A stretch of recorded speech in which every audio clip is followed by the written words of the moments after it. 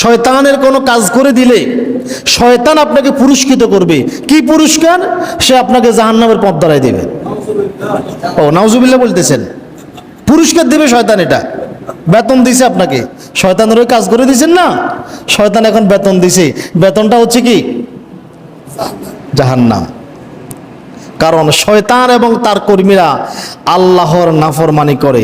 আল্লাহ নবী সাল্লাল্লাহু আলাইহি ওয়াসাল্লাম বলেন, আবু মুসা আশআরী রাদিয়াল্লাহু তাআলা আনহু قال قال رسول الله صلى الله عليه وسلم من لعب بالنرد فقد عصى الله ورسوله। যে ব্যক্তি স্বর নিক্ষেপ করে লটারির মাধ্যমে জুয়া খেলে সে আল্লাহ এবং তার রাসূলের নাফরমানি করে।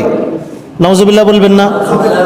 যে ব্যক্তি স্বর নিক্ষেপ করে, তীর নিক্ষেপ করে, লটারির মাধ্যমে ভাগ্য নির্ধারণ করে জুয়া খেলে সে আল্লাহ এবং তার নবীর নাফরমানি করে। বর্তমানেও এমন জুয়া আমাদের মাঝে প্রচলন আছে। কেমনে জানেন? বিভিন্ন পর্যটন মেলায় গেলে দেখা যায় এক লোক ছোট্ট একটা চৌকির উপরে সাবান, কসমেটিক্স আরো কি কি নিয়ে বসছে, আর হাতের মধ্যে কতগুলো চাক্কি নিয়ে দাঁড়াই আছে। ভাগ্য পরীক্ষা করেন, চাক্কি মারেন, আছে না? হায় হায়, বুঝেই না জুয়া খেলে আসছি, বুঝেই নাই জুয়া খেলে আসছি। যদি কিছুই না ওঠে, কিছুই ফেলেন না, তো টাকা শেষ। এই জন্য জুয়া হারাম। চাক্কি নিক্ষেপ করে ভাগ্য নির্ধারণ করে, আছে না? এরপরে সরকা গুড়ায়, আগে মেলায় দেখতাম, এখন সরকা গুড়ানি কম দেখি। সরকা গুড়ায় নির্দিষ্ট সংখ্যার উপরে বা নির্দিষ্ট প্রাণীর উপর টাকা ফেলতো, 2 টাকা 5 টাকা 10 টাকা করে ফেলতো। আর সরকা যদি যাই ওই বরাবর দাঁড়াইতো, তাহলে তার সে মনে করতো আমার ভাগ্য খুলে গেছে, আছে না? এইভাবে চলতেছে। আর বর্তমানে অনলাইনে এই সরকা খেলাটা ভিন্ন রূপে আসছে।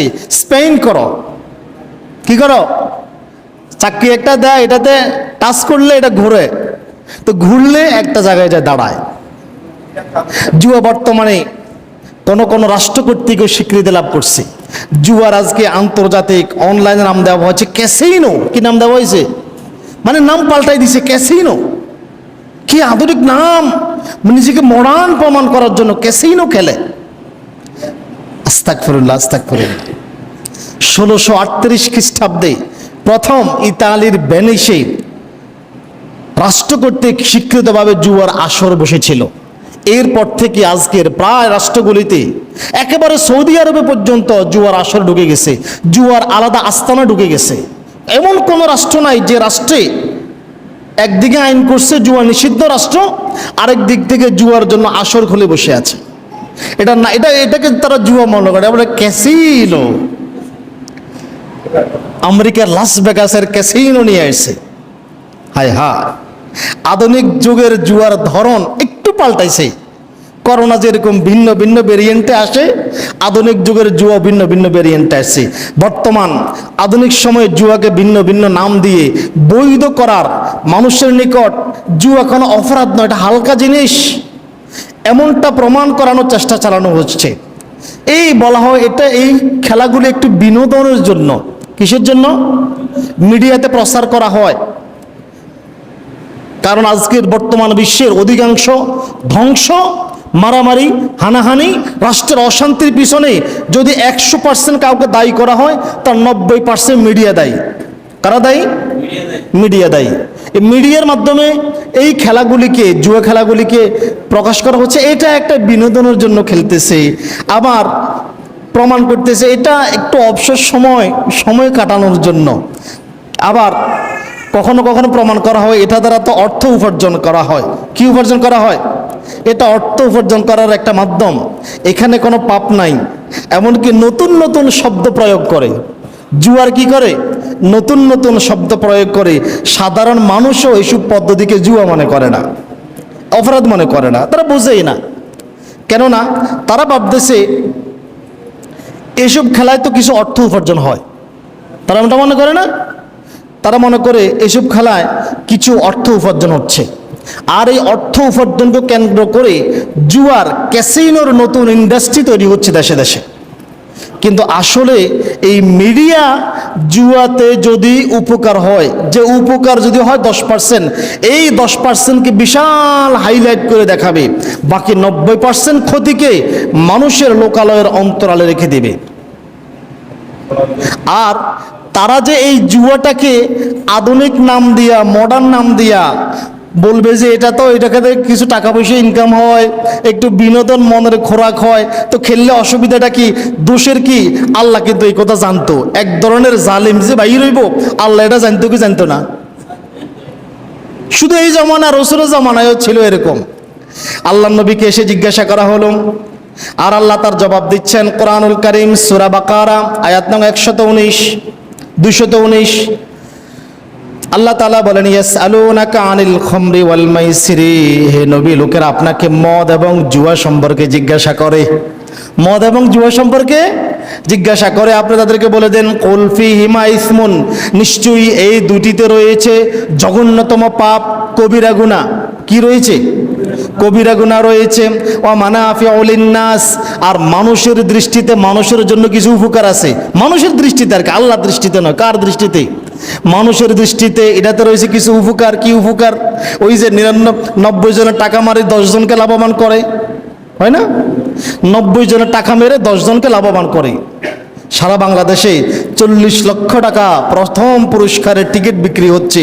সব মিলাই পুরস্কার দিবে 1 কোটি টাকার, কিন্তু টিকিট বিক্রি হচ্ছে 100 কোটি টাকার। সারা বাংলাদেশে চড়াই দিচ্ছে। এইভাবে সমগ্র পৃথিবীতে চলে। আল্লাহ এটা জানতেন, এই জন্য বলে দিয়েছেন। মানুষ মনে করে কিছু উপকার আছে, এটা মানুষের দৃষ্টিতে, কিন্তু আসলে এটা তো রয়েছে কবিরা গুনাহ। ওয়া ইসমুহুমা আকবারু মিন নাফিহিমা, কিন্তু মানুষ তো এটা বোঝে না, এই জুয়ার মধ্যে উপকারের চাইতেও ক্ষতির পরিমাণ অনেক বেশি। উপকারের চাইতেও ক্ষতির পরিমাণ অনেক বেশি। জুয়ার মাধ্যমে কিছু লোক উপকারিত হলেও বাকি 90% লোক ক্ষতির সম্মুখীন হয়। কিভাবে?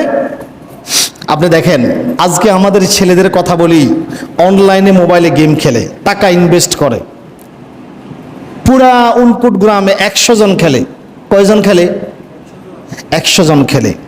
এই 100 জনের টাকা নিয়ে 10 জনকে লাভবান করে। এই 100 জন থেকে 200 টাকা করে নিলে কত টাকা নেওয়া হইল? কত? 20,000 টাকা। কত? 20,000 টাকা। 10 জনকে যদি 1,000 টাকা করে দেয়, যিনি জুয়ার ওনার, এই গেমটা চালায়, তার কি লস আছে? বাকি 10,000 টাকা তার বুকে গেল।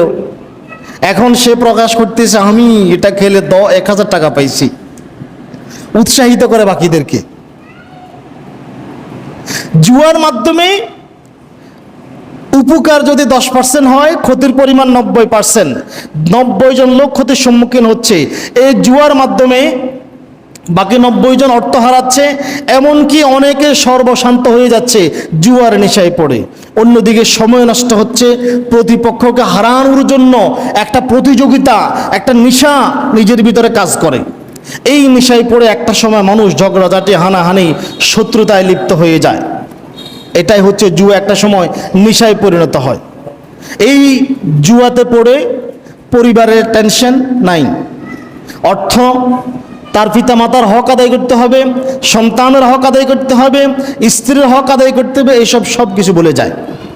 একজন জুয়ারি এগুলা সব ভুলে যায়। তার যে পিতা মাতা আছে, তার যে স্ত্রী সন্তান আছে, তার যে একটা সমাজ আছে, সমাজের দায়বদ্ধতা আছে, ন্যায় নীতি, আদর্শ, আদব কায়দা, তারা সব ভুলে যায়। জুয়া এখন এমন পর্যায়ে পৌঁছে গেছে, আগে জুয়া কিন্তু চুরি করে বন জঙ্গলায়, এখন জুয়ারিদের মাথা এমন বিজ্ঞান বিগড়াইছে, ওপেনে খেলে, দোকানে বসে বসে, দোকানে বসে বসে খেলে।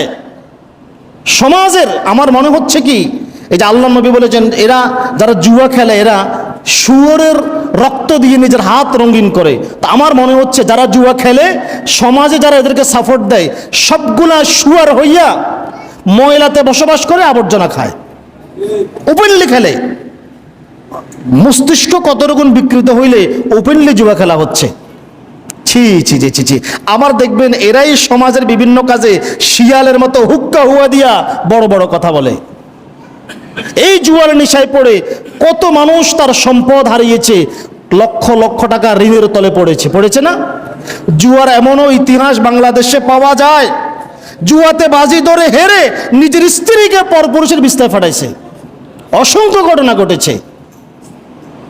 এই নিকৃষ্ট মানের জুয়া।